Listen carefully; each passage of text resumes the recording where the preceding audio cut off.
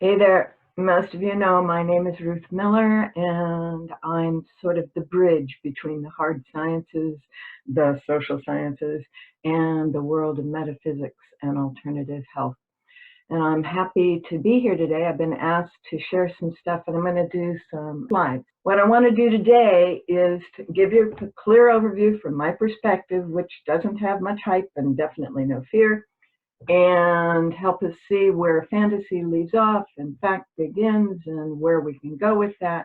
And then I have another framework that may be useful.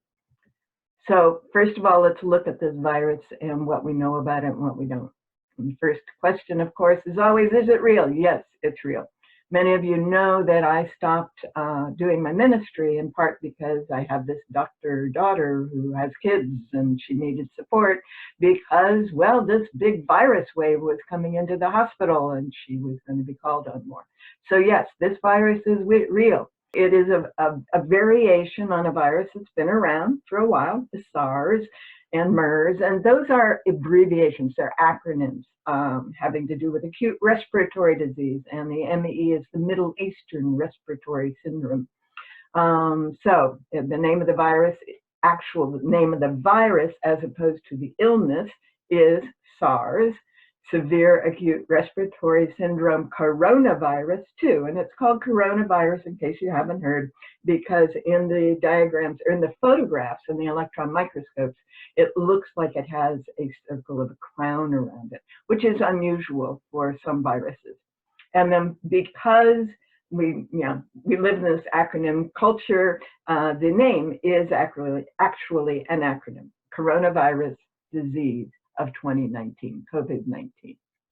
All right, so what is a virus? It's a sack of protein with a bunch of DNA inside. And what a virus does is it connects to a cell, it gets inside the cell, and then it turns the cell into a virus-making machine. It just converts all the proteins, all the other things inside the cell into DNA molecules and protein shells for more viruses. And so this is a model. This is not a photograph, but it is based on photographs. It's made clear for us to see. Those little red pink things around the edges are what make this an unusual virus and why it's called corona.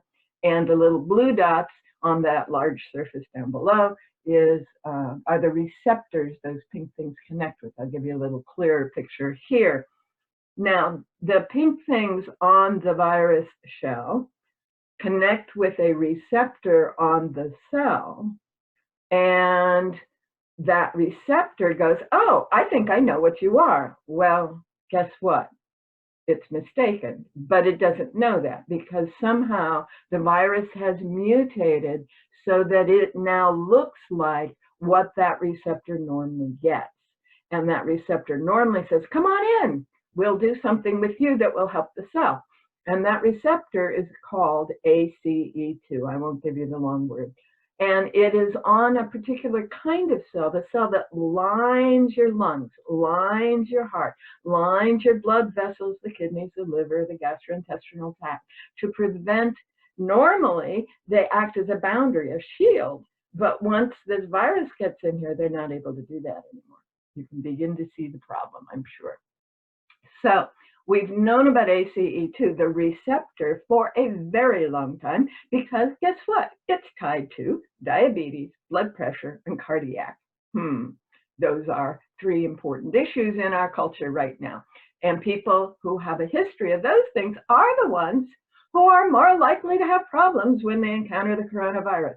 Funny thing about how that works. We have this thing going where our culture encourages certain kinds of problems emerging because we eat a lot of sugar, because we don't get a lot of exercise, because, and a lot is like 200 times more than most of us get in just a walking gardening world. All right, so how does this stuff spread?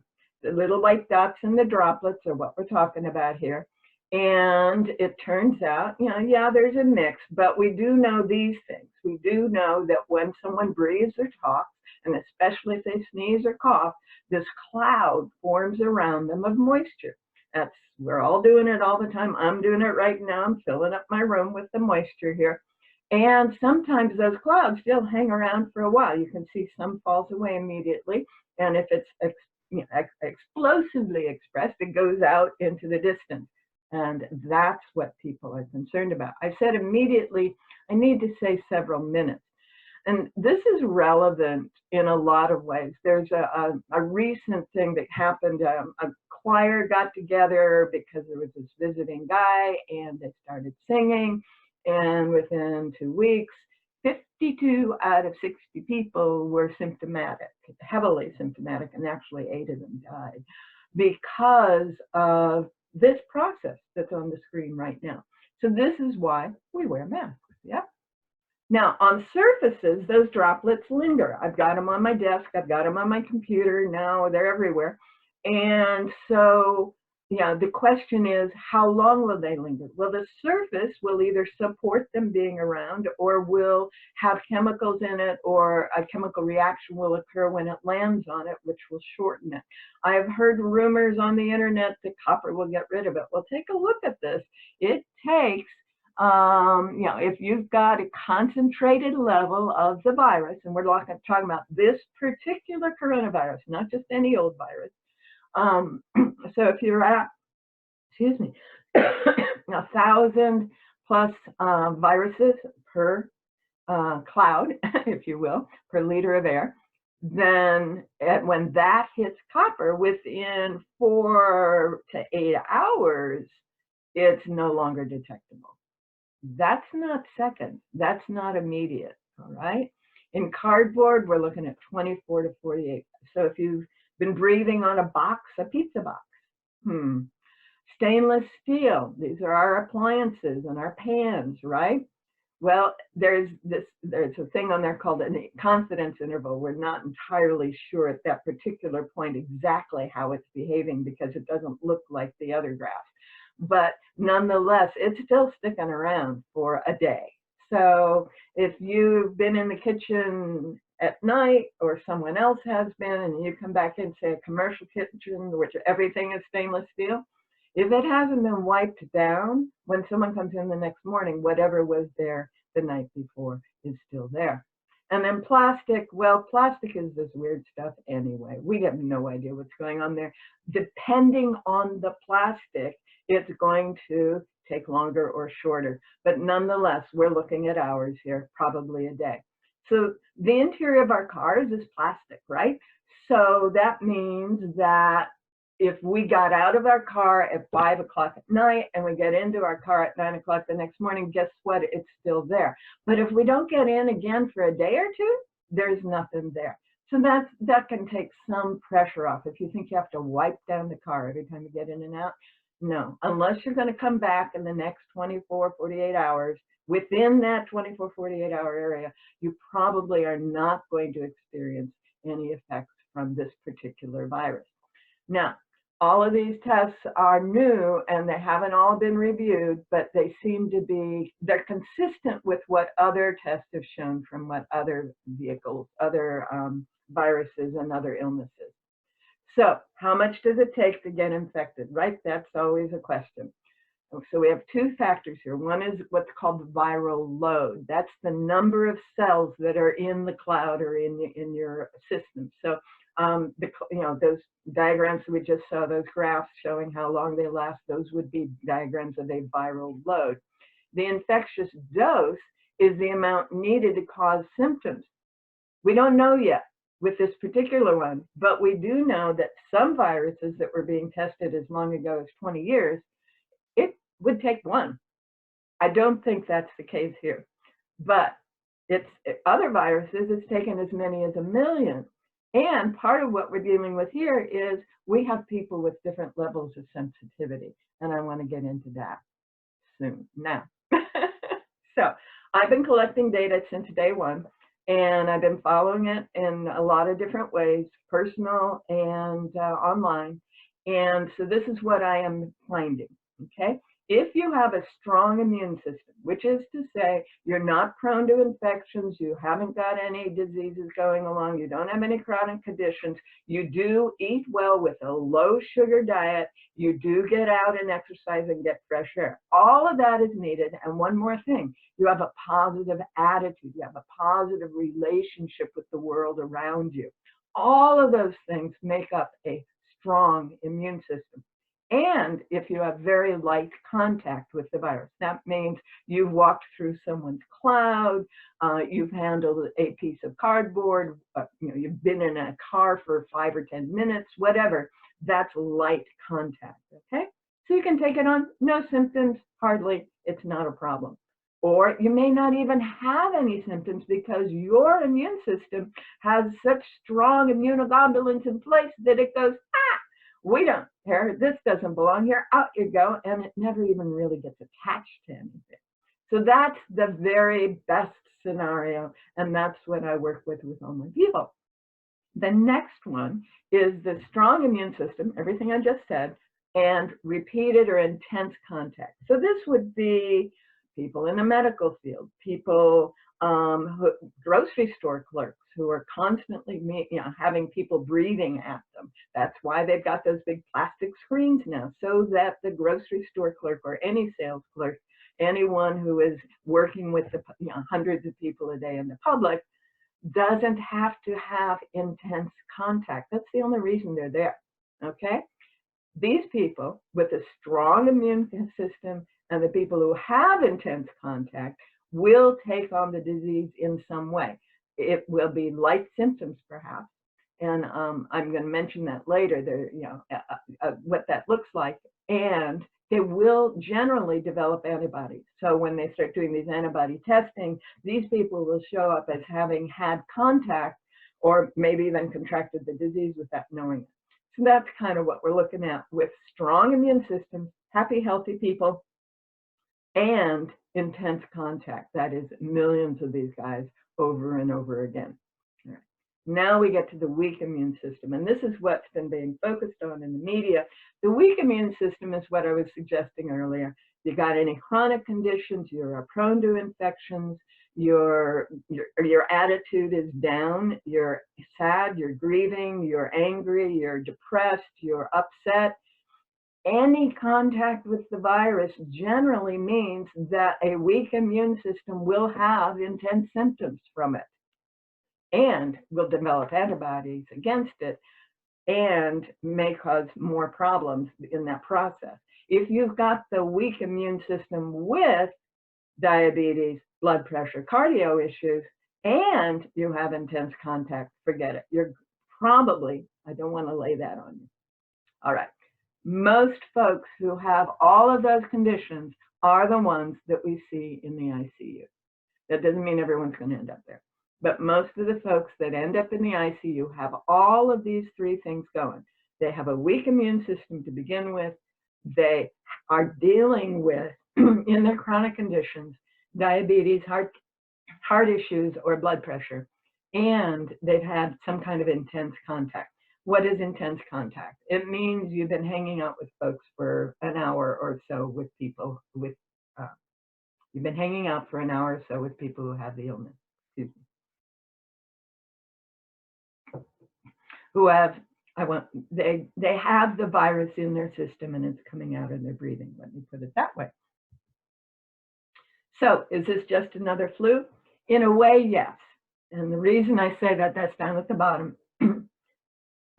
has to do with how it's showing up in the statistics.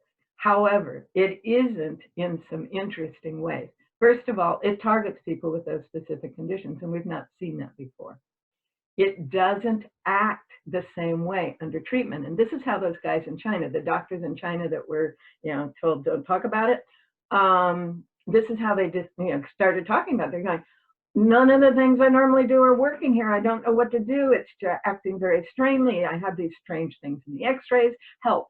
Okay, and that was, they started having those conversations online in at least the second week of December and possibly earlier. All right, It doesn't seem to have a consistent period of infections. It shows up anywhere from 2 to 14 days. So people who like to control things are going, I can't control it. It's scary. And it lingers. It lingers on surfaces to some extent. We saw that, but it lingers in the body. And it may leave long-lasting effects. I remember there was a series, or there was a woman who was, just going around documenting what people were telling her in Wuhan. And she was talking with she was hearing someone off in the distance. It was a nurse leaning against a car, screaming into her cell phone, but I've been coughing for 6 weeks. All right, it lingers, it lasts.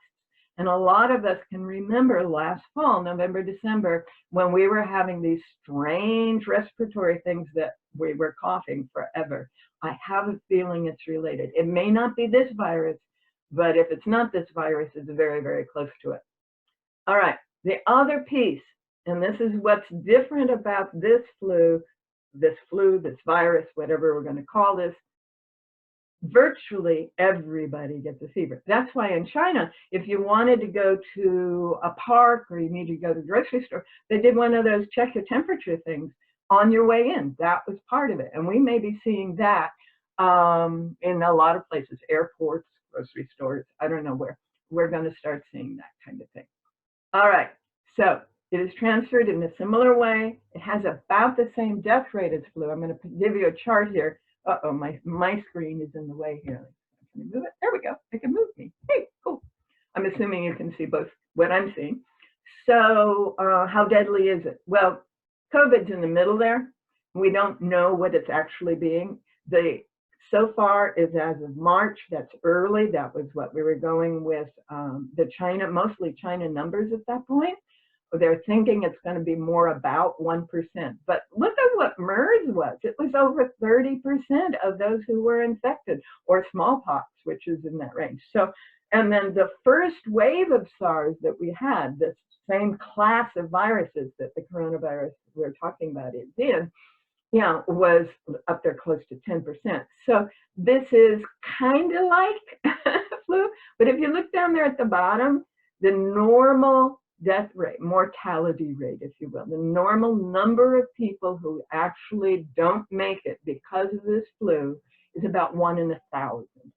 And there are many, many places around the world right now where that is the overall rate. When you stop looking at the people I was talking about earlier, weak immune systems with the 3 issues, et cetera, if we add in all the people that probably actually have some amount of contact with this virus, it looks like we're closer to 1 in 1,000.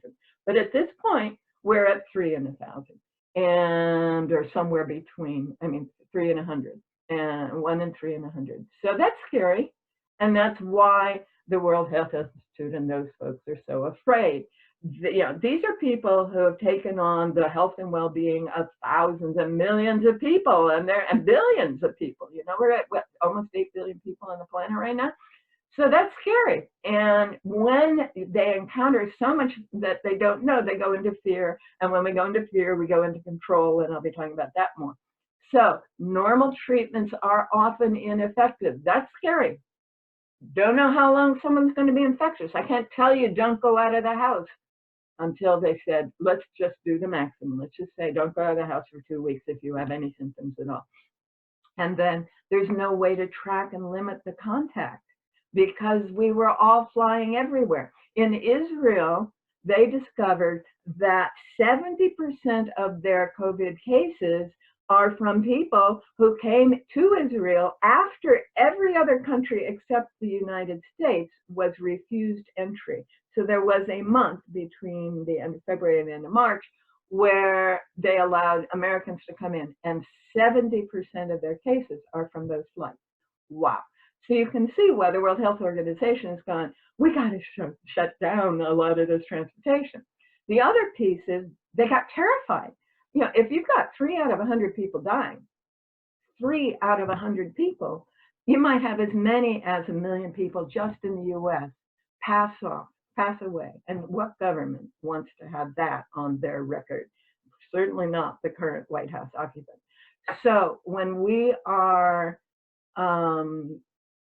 looking at those people and their frame of mind, they went into fear, they went into control as a result of their fear, like almost everybody does. So these were the kinds of numbers that were scaring me. This is a great independent guy. He's not connected with any agency anywhere. I love watching what he does. He's been playing with these numbers ever since the beginning, trying to understand what's going on. This particular graph shows what happened between October 1 at the beginning of flu season and September 28th, the end of a year following any given flu season, okay? He has shown, and it's a dynamic graph, and his YouTube thing is over there if you want to look at it and get it yourself. Yeah, he shows the growth over the period, and the graph extends as the time extends. And this was as of April, no, it was as of May 1, I think, or May 5, when this happened. When I took this picture of his graph, which was continuing to shift and change, so that we could see what was going on. So this is the beginning of May.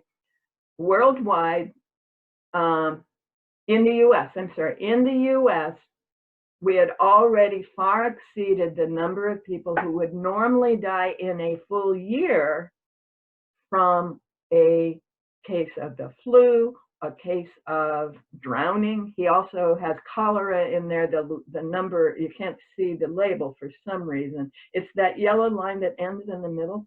That's cholera. So, you know, we often have these comparisons, but this guy is, you know, consistently tracking and trying to understand, and I like his work.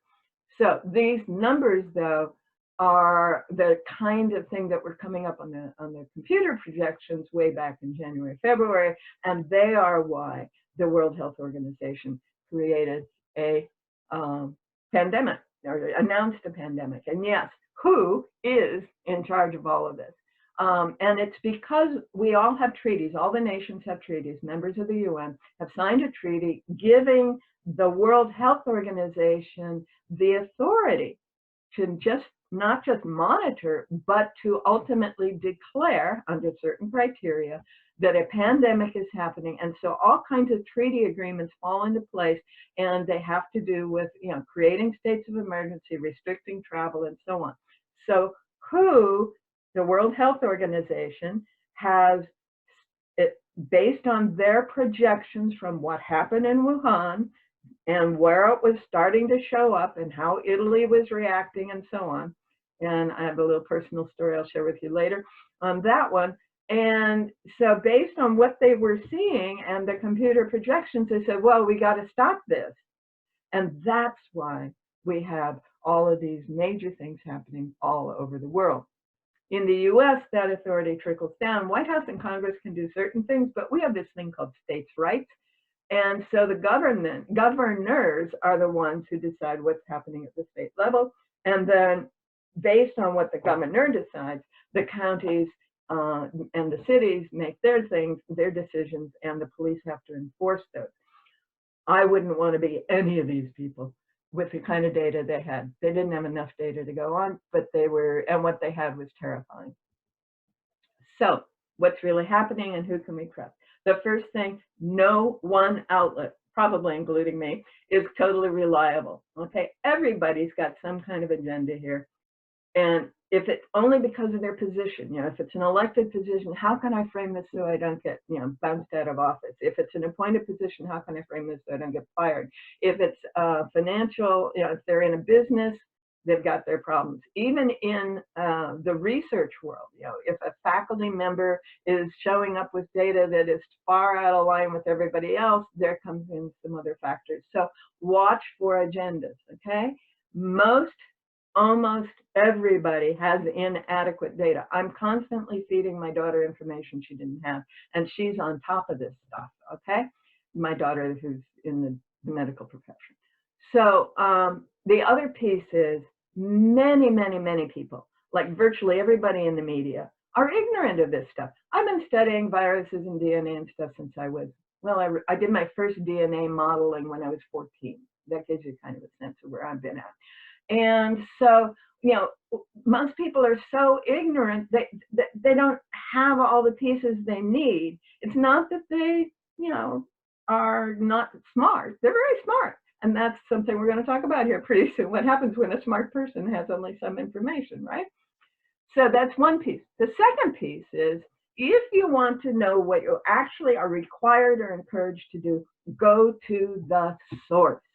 Don't hear what the media says. Again, ignorance, an attempt to phrase things in certain ways for various reasons, any number of things. Go to the source. I periodically check, what is the CDC saying today? What are their actual guidelines now? What is the governor's actual order? I heard the news, I went straight for the order and read it, okay? What is the bill that is being passed? Not what all the people say is gonna happen, but what is actually being passed. Is it passed yet? All those things. Go to the source whenever possible. And finally, we can see what researchers are discovering all over the map. I love the way the internet is helping us get all this information together. It's fabulous.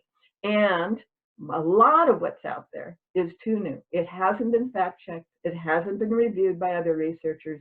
In other words, the scientific method hasn't been done yet. It's not complete on this virus. And it may be years before we understand everything we need to understand in order to moderate this virus. So, having said that, I've found some marvelous sources and I've been checking them out. So what I've been looking at, I have at least a dozen different sources, and I have some feeds that give me access to even more. And I read as many scientific journals as I can that are relevant to the questions that I have. I don't try to read about everything, but the things that I'm interested in, I think you'll be interested in. So some of the things I've been looking at, a report of autopsies, what's not working in the ICU, the number of people reporting symptoms prior to January, and the ongoing monitoring, like that diagram I showed you a little while ago. So, autopsy reports. This is a very dangerous thing because everyone involved in that autopsy is making themselves, come into contact with this virus. So they're having to find all kinds of ways to make this happen so that the people who are doing it are not coming into harm's way. They finally found some ways. They have dealt with plague victims before. And what they're finding that I can discover, and there is an article in the current Scientific American online that summarizes some of this. Primarily, what this little virus does is, as I said, attaches itself to the outer cells of things, okay? So it gets down into the lungs, and it works its way down to the tiniest parts of the lungs where the exchange between the oxygen coming in and the bad stuff going out happens, okay, where the capillaries meet the air in the lungs. This is where the viruses like to sit. And when they get there, they start turning those cells into non-functional cells, right? So those capillaries are not getting what they need. They are blocking the oxygen going to the rest of the body. Now, depending on what part of the cell, the lung they land in affects different parts of the body, all right? Now, these clots, then, if they build up, okay, as they build up, you have shortness of breath, you have all the issues people have been having. The body's reaction to that is to send mucus. That's one of the things it loves to do. And those of you who've seen my healing talks have seen this before. So the body loves to flush things out by sending mucus in. So that's the coughing. There's this mucus in my lungs. I'm coughing, okay? Now, sometimes some of those tiny clots get into the capillaries and they move into the blood system. And that's when they start showing up in other parts of the body. And that's why COVID toes, if you will, if you've seen that on the media. We have these various other symptoms that are secondary to the actual infection. And a lot of that has to do with what is the state of the immune system in the person where the virus lands. Now, one of the things that some of the autopsies are showing, okay, others are not saying it quite this way, but they believe that the kidney issues that are showing up are the standard kidney issues that happen when the body goes into trauma, okay? So they have dead bodies. These are dead people. So these are the ones who've gone through the worst trauma.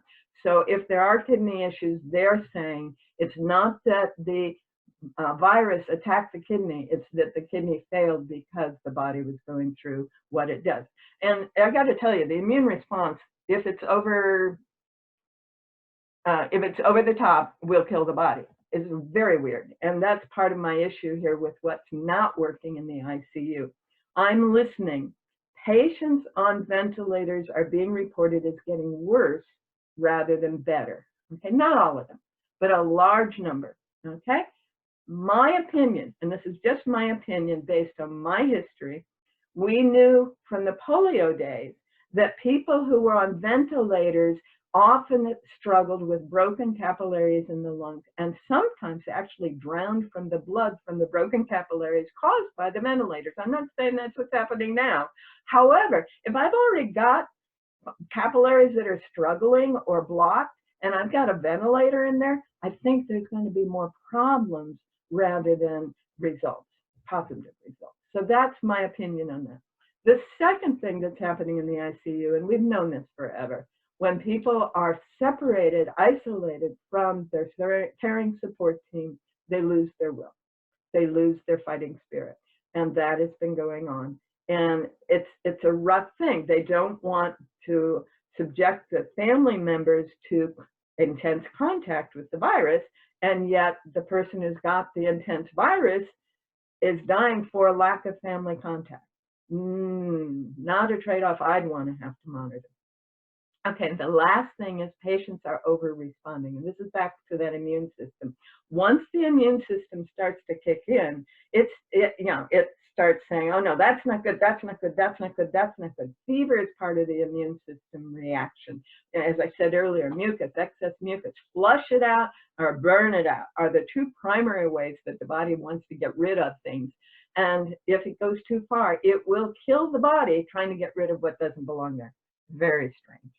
So these are my opinions. What I just shared with you is my observations and my opinions about those observations. The thing to be aware of is my opinions are based on historical fact and evidence. However, other people have not observed and tested my opinions.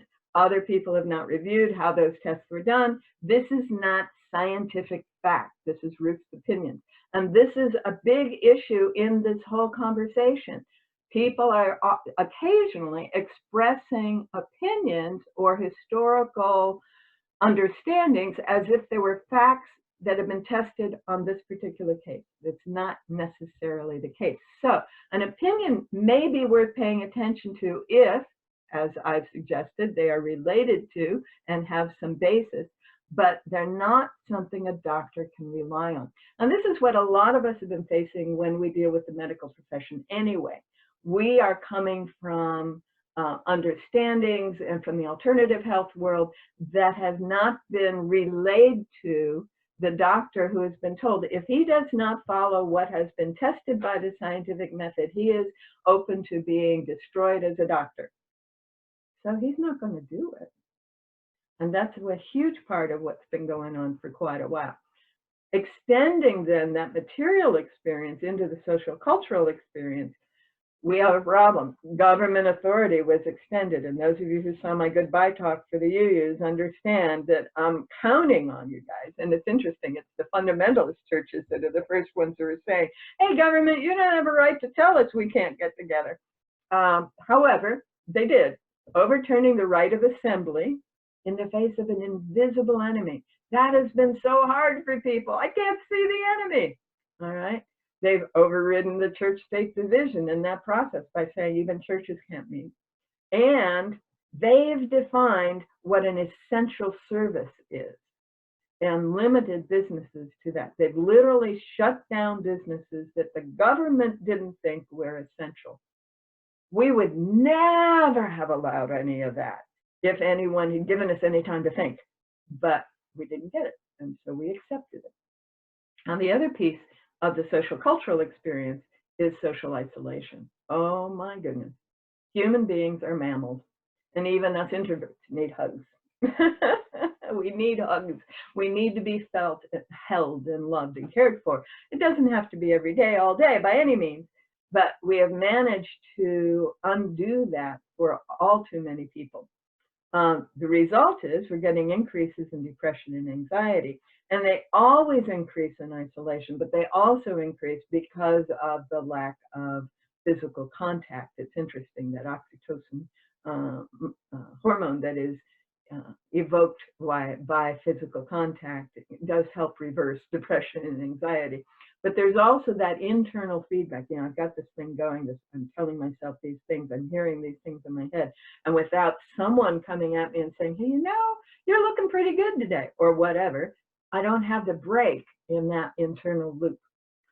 So that's been a problem and going to be more. Peace and quiet, on the other hand, are healing. Not having the airplanes, not having the trucks, not having to be out there among all the people, not having the air pollution. Oh my goodness. All of that has been healing to the soul as well as to the body. So ups and downs on the social isolation thing. At the same time, we've got mixed standards, and mixed standards, you know, we like consistency. Human beings like consistency. So when it's not clear who can really do what or why or how and what is safe and who gets to decide and all of that, that can be really difficult, which is part of why some officials have made it, you know, absolutely, it can't be anything other than this. We need a consistent set of standards, and only these people can do only these things, which the authoritarians among us are not happy with, but that is why they're trying to provide a consistent standard. However, as these openings start to happen, that consistent standard is shifting, right? And so we're starting to see something that a woman named Naomi Klein, who writes for a couple of journals and is occasionally spoken to on NPR. No, not on NPR, on Democracy Now! There we go. Naomi Klein. Anyway, she was saying, and is very concerned about, the beginning of more of a split between the privileged few who get to isolate and let drones and other people, other non-people things supply their needs, and those who must go to work to provide those supplies. You know, Amazon employees are essential. Those kinds of things. So we have an increasing sense of the split at a social-cultural level between who must do the work in the world and come into contact with stuff so that a bunch of us don't have to. Very interesting context and concept. So another way to look at that and look at where we are, social, culturally, economically, everything, is this graph. Many of you have seen this before. This is my additions to what was published in a book called Beyond the Limits in '95 by Donella Meadows. This is the standard one. This is based on a computer model that I got to play with way back when, and every time we changed data or whatever, we couldn't shift the dates very far out. Their initial dates were 2025 before all of those flat lines down there at the bottom. And the furthest I could ever make it go out was somewhere between 2040 and 2050. So for what that's worth. This is what I call the generic empire fate, all right? Not only has it been applicable to the US economy, it is applicable to any empire in the world. I've traced it all the way through back to Sumer and the Incas and China and all those other early empires that we've got history for. So we use up the resources, which then, you know, causes us to not be able to produce as much as well, and the population starts having problems, the death rate starts going up. I've got three vertical lines there. The dotted line is the year 2000. But let's ignore that for the moment. Let's just say in terms of the dynamics here, that line that says the US is pretty much where we are in this process. The world overall is now a global empire culture. The economic system, anyway, is part of that. And I'm suggesting that overall, the world is a little further behind us, but not a whole lot on this process. So you can see why there would be an increase in something causing deaths. That would be, if you go back to that graph that I had earlier where coronavirus is straight up and all these other things, they are continuing. They are normal, okay? So we're adding this layer of death to the other layer of death. which is sad, but is what happens when you override your resources. So all of this means that the material and social cultural system looks glum, where we are. And in the, if we look at the history of things, when people look at that and are concerned about that, they go into distress. Guess what? That reduces their immune system. Oh dear. And if they don't have any way to deal with it, they're likely to go into depression. And one of the interesting things about these times is you can pick up a phone and talk to a therapist. You can pick up a phone and talk to a friend. You can get on Zoom and you can actually see a face, or Skype or Google Meeting or Google Hangouts or any number of programs out there. Yay, FaceTime. Any of them, they all work to help us move through the distress so we don't have to go into depression, and to keep us from going into what many therapists are really concerned about, going into PTSD from the experience of the last couple of months. So PTSD, most of us in the American culture are already dealing with some form of it, either from our childhood or from our adolescence, not so often from young adulthood, but depending on what kind of lifestyle we had, could be from there, where there are certain events that were so intense that if something even remotely like it happens, we go into that emotional state and we respond as if we were in that place, okay? All those guys who've been brought back from the Middle East without proper, shifting back into the culture are dealing with this. And we have, men and women. And, we're still going to see more and more of that. So therapists are focusing on that. There is a lot of therapy available. Ways for us, therefore, that's one of the ways to get out of that pattern. Find a listener. If it's not a therapist, find a family member or a friend who is not caught up in the same distress. Because if it is, you've got a feedback loop reinforcing each other. You want someone who's going, I hear you. Fortunately, I'm not dealing with that. Let me listen to what you're dealing with. Okay, that's kind of what we're talking about. The second way out is to have a larger scope of vision. That's one of the things I'm trying to help you with here. If we can make sense of this, if we can say, okay, this is part of something bigger, I'm willing to flow with it. It isn't a personal attack. It isn't something I have to be terrified of it and the consequences of it, because that's part of what fear is about. It's a projection into the future. So moving to a larger scope of vision, I'll continue in that, and then using various metaphysical teachings and practices can help us rise to another level of consciousness. So people are reaching out into groups of communities of consciousness, and this is where we can use all of those internet things, but we can also reach out through service. And I'm delighted how many people are making masks, how many people are sending cards and writing letters and calling folks that they care about. How many folks are actually delivering, Meals on Wheels? Some of the Florence folks, yeah, you guys, thank you so much. I know are involved in that, and I know there are many others. And then there's this other thing called prayer. Now, prayer, I have a whole theory and I've got a whole book about it. But even the act of uninformed, unconscious, saying some words I knew as a child is more effective than not at all, okay? It's not for some being out there, it's for us. It's to acknowledge that I am part of something bigger, and that my desire is this for myself and for others. That's all we are doing. If we can get to some deeper forms of prayer that we know have an impact in the world, great. But as the research showed, starting with that cardiology study back in the 80s, anytime anyone focuses positive regard towards someone else, both of them show improved qualities of being, including the immune system. So this is a good thing. Even if all you do is just, imagine them, people in your world doing well and being happy. If that's all you do, that's fabulous. Seeking connection. So we reach out, okay? Then we seek to feel connected. That feeling the connection is so important to human beings. And we can do it non-physically, okay? I've already talked about sending good stuff out to other people, but there are a variety of psychospiritual exercises we can use that will begin to give us a sense of, oh, I am cared for.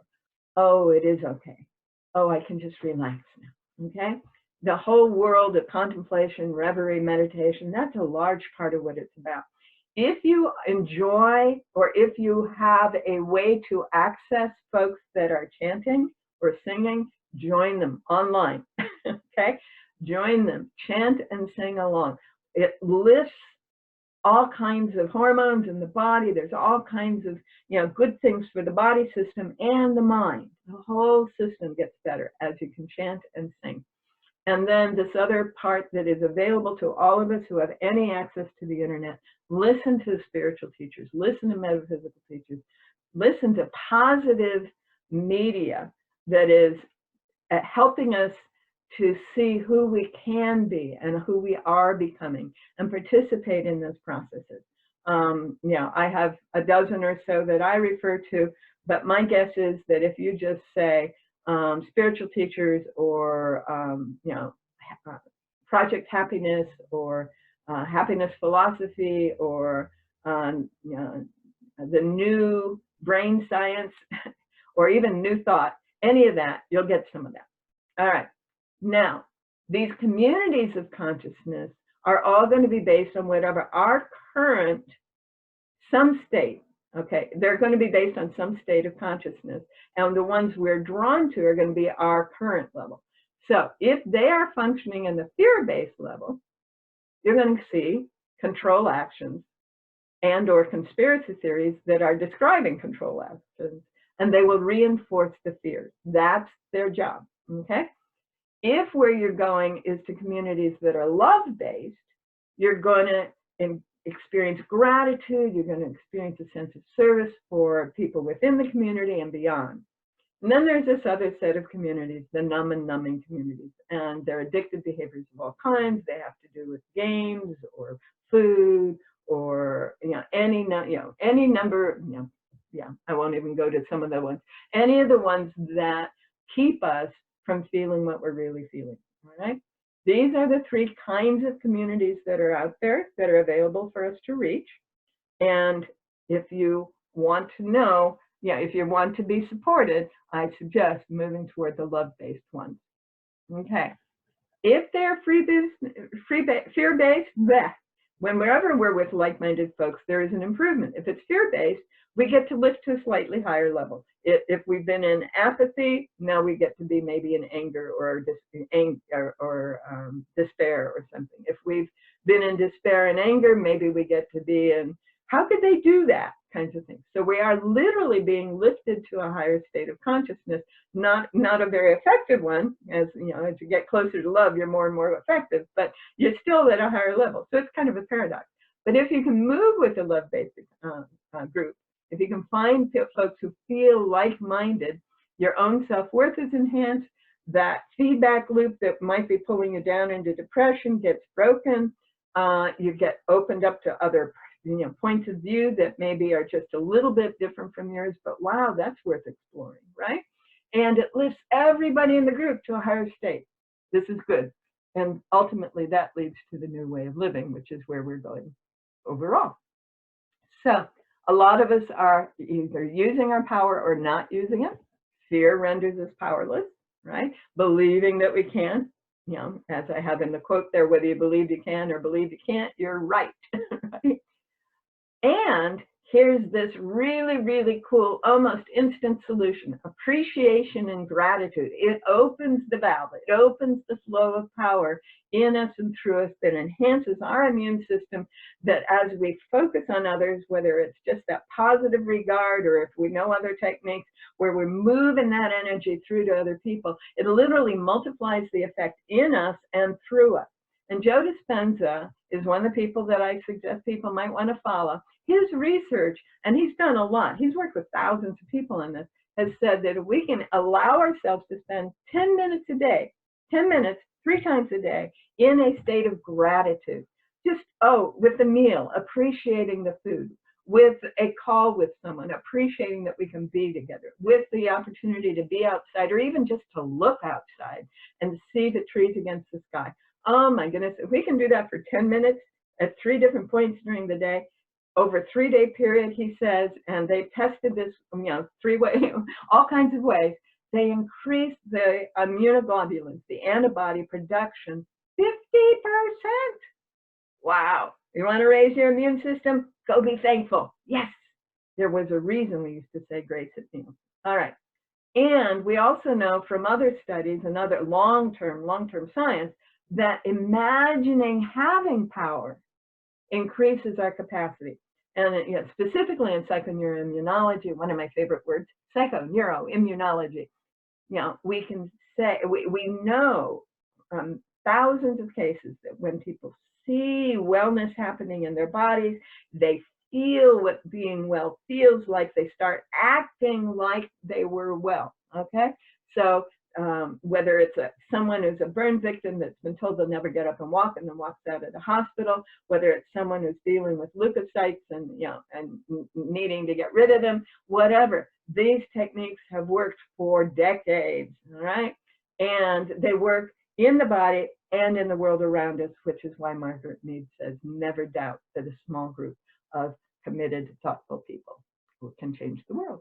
Yes. All right. Now, there's another way to look all of this, what's going on. And the wisdom teachers are the ones where we can look to find the support for this. And they are saying, and will accept this phrasing, they'll say it in their own words, but this is my version of what they're saying. Nature is consciousness in process. Nature is a loving intelligence unfolding and acting, okay? The earth is the embodiment of nature, one embodiment of nature, and it maintains the balance of life. Just like our body maintains body temperature, body fluids, etc., the earth is doing the same thing. And we are a part of both that ongoing process and that embodiment. We are part of it. And when we are here as part to help maintain the balance of life on the earth. Well, guess what? We've been not doing that, have we? So when we do it, all is well. When we don't, we start feeling the effects, okay? So right now, we've got two things going. We've got everything that humanity is doing and the ongoing cycles of time coming together, okay? Yes, those folks who are saying climate change is a natural process are absolutely right. If they say we're not contributing, they're wrong. We are contributing. All right. So climate change is a function of both what we are doing and these cycles. And plagues of all kinds have always been a combination of both, a function of both of these things. What happens in the earth cycles and what happens in human behavior. There's some wonderful studies out there on the history of plagues in a fairly new book. All right. So how do we make a discernment? I hope I've been making it clear by my actions and my phrasing. What is science? What is fantasy? And what isn't? In the wisdom traditions and in Western science, we see a very parallel process. Both of them test observations over time. Neither of them says, oh, I see how that is. That's how it's going to be. No, both of them say, it looks like this might be happening. I think it might be happening. Let's try a few things and test it, okay? Both approaches require that the person doing the testing try to keep their own ideas out of the picture. Try to keep their own beliefs from affecting the results. They can't avoid it, but they do as best as they can not to. And because they can't avoid it, they're both affected by the underlying hidden agenda, which has to do, how afraid am I, how loving am I, that dichotomy. So I love the way this is presented in these two different approaches. In the science, we get Arthur C. Clarke, many of you know that name, an engineer who became a science fiction writer, really marvelous man. If a distinguished white-haired scientist tells me something is possible, I believe him. If he tells me it isn't, I discount him immediately, okay? He's operating on fear and an old paradigm, okay? He's stuck in a paradigm. Now, Black Elk, who is famous for all kinds of things in the Americas. Grown men can learn from very little children, for the hearts of the little children are pure. Therefore, the Great Spirit may show to them many things which older people miss. Okay? If we are stuck in a paradigm, we're not going to be open to other things. If we're stuck in a paradigm, we're in fear. If we're in that place of loving acceptance, we're open to possibilities. Both wisdom traditions and Western science encourage that. I want us to understand that all of what I've been doing today is telling a story. Generally, over 90% of the time, take pieces of information and weave them into a pattern. That's what we do best. We'll take a little bit here, a little bit there, a little bit there, and we'll go, oh, I can see how that all strings together in there. I've got a story, and that's how it is, okay? This is the way it is because someone made it this way. And that someone had to have a reason, and if that someone is anything like me, their reason had to be blank. Hence, all the conspiracy theories in the world, all of the false doctrines in the world, and the narrative that we've got starts taking on a life of its own. And because the way the mind works is, and this has been tested both in science and in metaphysics, the way the mind works is that which I am focusing on, I'm seeing more of, right? So we're seeing more and more things that support this narrative we've got going on in our head, okay? This is what scientists are trying so hard not to have run their lives. But this is what conspiracy theorists, people who are ignorant of this process of testing whatever it is, often run into, okay?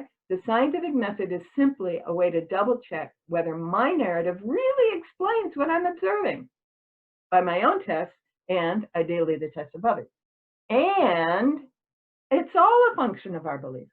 What we believe affects what we see. And we all know this if we are open to that possibility or if we have been ever informed of it. You know, in many cases, people have not been informed of that. So one of the things that I have learned, if fear is present, then power is limited. Okay, remember we said that earlier about our individual power. Then control becomes the default position. I'm either going to take control, and I was that. I remember in my 20s, I was given a position I was not ready for it. I went into that control mode. Fortunately, I got to see what happened to someone else, so I managed to relax out of it. But the other thing is, if we can't take control and fix it, we're assuming someone else is in control or will be. That's an assumption we make when we are in fear. And then our inner narrative supports that. We attract the information that supports that. Again, that's what a lot of people are doing in the world today in their fearful state. As soon as we shift to gratitude and appreciation, the fear begins to fade, the body and mind assumes it can cope, and that narrative, that story we've been telling ourselves, trying to make sense out of all of this, begins to quiet down and new possibilities can fit in, which is why I was suggesting earlier, reach out, to groups of like-minded people, reach out to someone who will listen to you without reinforcing your inner narrative, reach out in ways that are allowing whatever energy is flowing through us to move into the world in positive ways. Do whatever we can to begin to break that pattern so we don't get caught up in the loop of what becomes a fantasy based on our own internal process. So a way to tell whether what you are hearing is useful or not, first of all, if the narrative is based on evidence that has been tested or corroborated by many sources, other sources, and, okay, that narrative does not include or induce fear and control. Okay, and the accepting the result of the narrative doesn't induce fear or control or cause damage, right? And if the person who's telling you this clearly doesn't have a political or economic agenda, okay? So I'm not going to pay nearly as much attention to what someone who is tied to a pharmaceutical company says about something, or someone who's tied to a government agency says about something, as I am to relatively independent scholars and scientists. That's just how it is, all right? Because of those things up there, all right? Then, and this, I love this, there's a great probability that what you're hearing resembles what's actually happening, resembles it. And that's as good as it gets. All right, so my personal take on all of this.